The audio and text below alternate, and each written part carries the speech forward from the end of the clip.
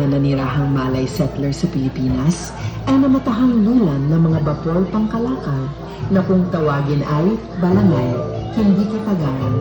Dumating ang mga galyon, lulan ang konkwistador na si Ferdinand Magellan at sinakop tayo sa ngalan ni Haring Felipe ng Espanya, kung kaya't nabansagan ang ating mga lupain na Pilipinas.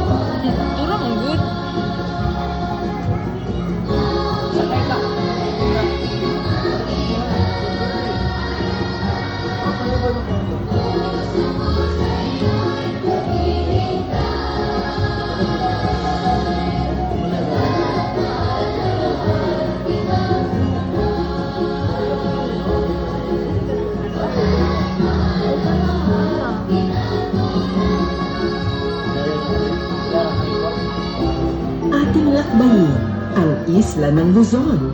Mula sa masaganang hagda-hagdang palayan ng Banawe, windmills ng Ilocos, hanggang sa mga dakilang arkitektura ng mga Kastila gaya ng tanyag na simbahan ng Malolos sa Bulacan.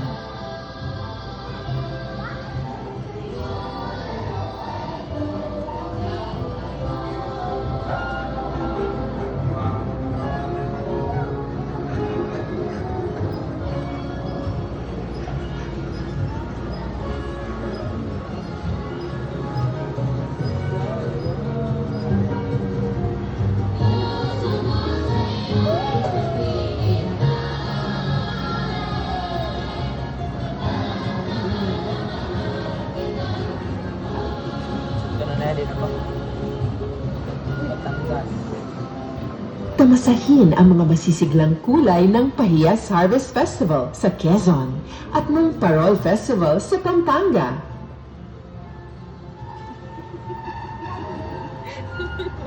Mamangha sa ganap na malahugis apa ng Bulkang Mayon at bisitahin natin ang dambana ni Aguinaldo sa Cavite.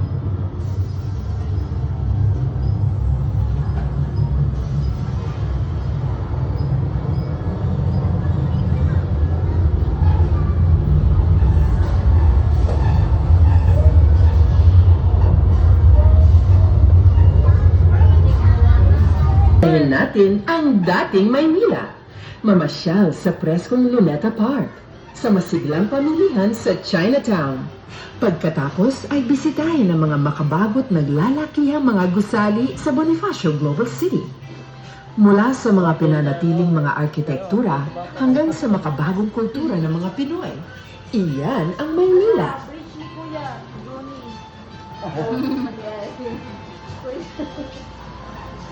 1944 upang maisakatuparan ang kanyang pangako na I shall return. Kilala ang Visayas sa pagsasagawa ng mga relihiyosong piyesta buong taon. Mula sa tambuling hataw ng Sibulog Festival sa Cebu at Mascara Festival ng Bacolod, mga kapanapanabik na pagdiriwang ang naghihintay.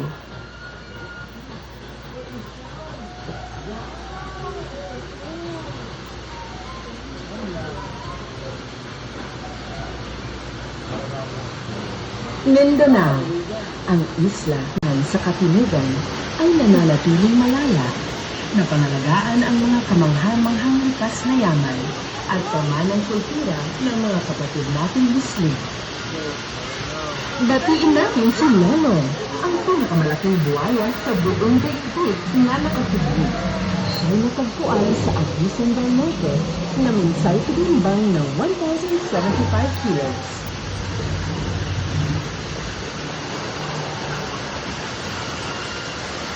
Ang kabuluhan ng ating paglalakbay ay walang iba kundi sa bayan ng mga bayani, Dapitan City, kung saan tinatapon ang ating pambansang bayani na si Gat Jose Rizal.